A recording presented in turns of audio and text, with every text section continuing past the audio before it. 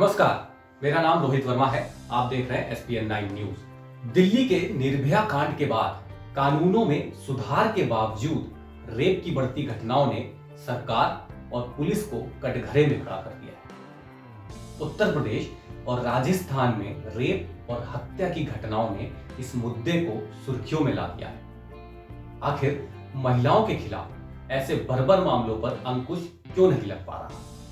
इस सवाल पर सरकारों और समाज शास्त्रियों के नजरियों में अंतर है।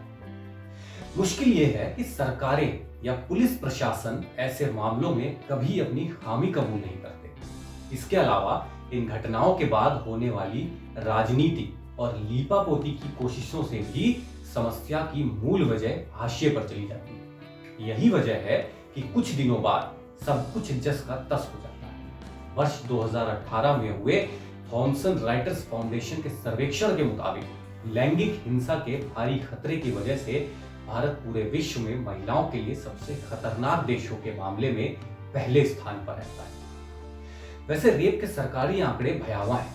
NCRB के आंकड़ों में बताया गया है कि वर्ष 2019 के दौरान रोजाना औसतन 88 महिलाओं के साथ रेप की घटनाएं होती हैं। इनमें से 11% दलित समुदाय की थी।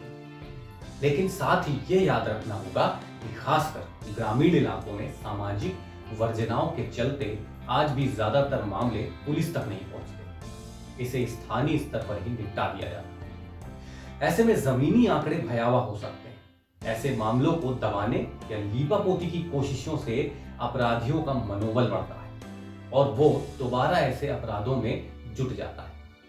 ऐसा नहीं है कि सरकारें या पुलिस प्रशासन को ऐसे अपराधों की वजहों की जानकारी नहीं, लेकिन समाज शास्त्रियों का भी कहना है कि राजनीतिक संरक्षण, लचर न्याय व्यवस्था और कानूनी पेचीदगियों की वजह से एकाध हाई प्रोफाइल मामलों के अलावा ज्यादातर मामलों में अपराधियों को सजा नहीं मिली। सुप्रीम कोर्ट के पूर्व जज जस्टिस मार्कंडे काटजू ने हाथरस गैंग रेप घटना की कड़ी निंदा करते हुए बेरोजगारी को इसकी वजह करार किया। काटजू ने अपनी सोशल मीडिया पोस्ट में लिखा है, सेक्स पुरुषों की सामान्य इच्छा है, लेकिन भारत जैसे परंपरावादी समाज में शादी के बाद ही कोई सेक्स करता है। दूसरी ओर बेरोजगारी बढ़ने की वजह से बड़ी तादाद में युवा सही उम्र में शादी नहीं कर सकते, तो क्या रेप की घटनाएं बढ़ेंगी नहीं? 2 साल पहले NCRB की एक रिपोर्ट में कहा गया था कि 2001 से 2017 के बीच यानी 17 वर्षों में देश में रेप के मामले दोगुने से भी ज्यादा बढ़ गए। वर्ष 2001 में देश में जहां ऐसे 16,075 मामले दर्ज किए गए थे, वहीं वर्ष 2017 में यह तादाद बढ़कर 32,569 तक पहुंच गई। इस दौरान 4.15 लाख से भी ज्यादा मामले सामने आए। अगर इनमें उन मामलों को भी जोड़ लें तो विभिन्न वजहों से पुलिस के पास नहीं पहुंच सके तो तस्वीर की भयावहता का अनुमान लगाना मुश्किल नहीं है। गैर सरकारी संगठनों का दावा है कि देश में अब भी रेप के ज्यादातर मामले पुलिस तक नहीं पहुंचते। लेकिन आखिर ऐसा क्यों है? एक महिला अधिकार कार्यकर्ता सोनाली शुक्ल वैद्य कहती हैं, देश में रेप को महिलाओं के लिए शर्म का मुद्दा माना जाता है और इसकी शिकार महिला के माथे पर स्थायी तौर पर कलंक का टीका लग जाता है। बलात्कारी इसी मानसिकता व सामाजिक सोच का फायदा उठाते हैं। कई मामलों में रेप का वीडियो वायरल करने की धमकी देकर भी पीड़िताओं का मुंह बंद रखा जाता है। अब तक इस मुद्दे पर हुए तमाम शोधों से साफ है कि बलात्कार के बढ़ते हुए इन मामलों के पीछे कई वजह। मिसाल के तौर पर ढीली न्यायिक प्रणाली, कम सजा दर, महिला पुलिस की कमी, फास्ट ट्रैक अदालतों का अभाव और दोषियों को सजा नहीं मिल पाना जैसी वजहें इसमें शामिल हैं। इन सबके बीच महिलाओं के प्रति सामाजिक नजरिया भी एक अहम वजह है। समाज में मौजूदा दौर में भी लड़कियों को लड़कों से कम नहीं समझा जाता। विशेषज्ञों का कहना है कि देश में रेप महज कानून व्यवस्था की समस्या नहीं है। पितृसत्तात्मक समाज में पुरुषों को ज्यादा अहमियत दी जाती है और महिलाओं को दोयम दर्जे का नागरिक माना जाता है। एक विशेषज्ञ प्रोफेसर है, वो कहते हैं, भारत में रेप गैर जमानती अपराध है, लेकिन ज्यादातर मामलों में सबूतों के अभाव में अपराधियों को जमानत मिल जाती है। ऐसे अपराधियों को राजनेताओं, पुलिस का संरक्षण भी मिला रहता है।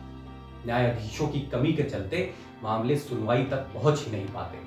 ज्यादातर मामलों में सबूतों के अभाव में अपराधी बहुत आसानी से छूट जाते हैं।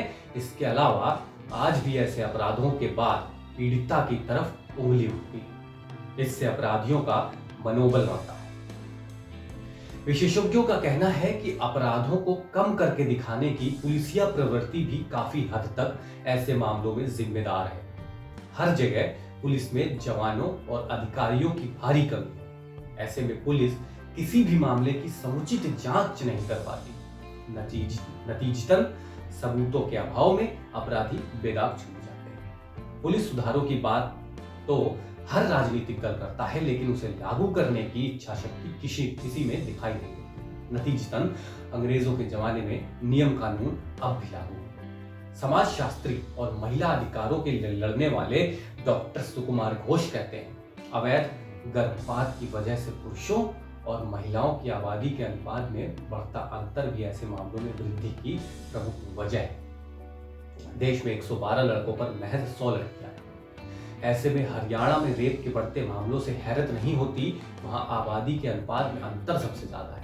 विशेषज्ञों का कहना है कि महिलाओं के साथ होने वाले रेप या यौन उत्पीड़न के ज्यादातर मामलों में पड़ोसियों या रिश्तेदारों का ही हाथ होता है। समाजशास्त्रियों का क्या कहना है वो हम आपको बताते हैं कि निर्भया कांड के बाद कानून में संशोधन के बावजूद अगर ऐसे मामले लगातार बढ़ रहे हैं तो इसके तमाम पहलुओं पर दोबारा विचार करना जरूरी है। महज कड़े कानून बनाने का फायदा तब तक नहीं होगा जब तक राजनीतिक दलों, सरकारों और पुलिस में उसे लागू करने की इच्छा शक्ति नहीं। इसके साथ ही सामाजिक सोच में बदलाव भी जरूरी है। अगर आपको ये वीडियो पसंद आया तो हमें लाइक करें और कमेंट करके जरूर बताएं।